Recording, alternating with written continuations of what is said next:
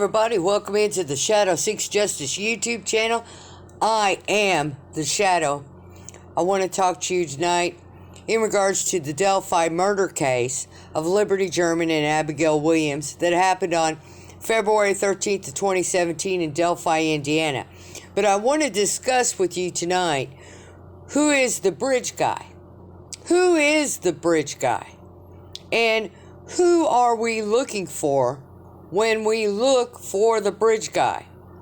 Who are we looking for in potential suspects in the bridge guy? The signature here.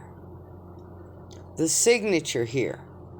And the shack and the religious overtones projected by law enforcement and the overall crime. And what the bridge guy did here was beyond evil. Now, let's begin. Now, most of the sleuths on YouTube that have good intentions looking for the suspect, they don't actually really know who they're looking for, and they are going through a lot of possible suspects, and they are looking at individuals that are not of good character and putting those people out there in front of you. But now, who is the bridge guy really? Let me explain to you.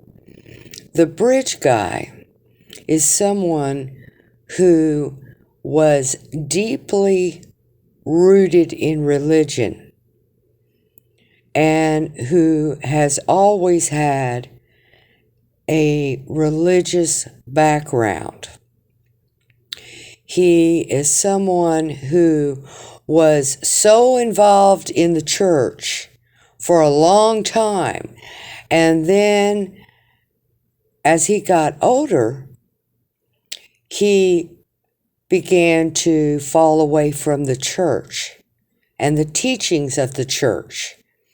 And he began to involve himself with people, groups of people that were involved in bad things. And he stepped away from the church. But even though he stepped away from the church, he still has his belief in his religion. And more than likely now, the bridge guy has went back to his religious faith and to his church, and is practicing his faith now and going to church once again. So more than likely, the suspect, the bridge guy, is pronouncing his faith in his everyday life to people that he meets on the street, to people at his church, to anyone that'll listen to him in regards to his belief and faith in the gospel. Now, the bridge guy, he has always been deeply rooted in religion. And at some time, he may be wearing a religious signature,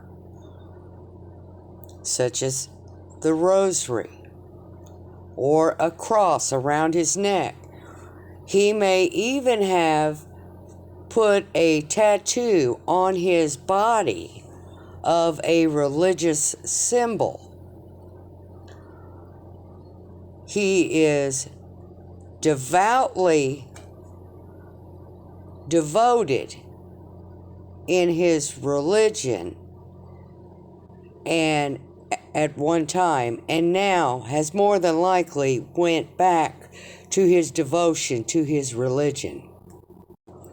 Now, we also know that Robert Ives gave an interview to a reporter, and that in this interview, the reporter put the interview out, and in the interview it stated there was a non-secular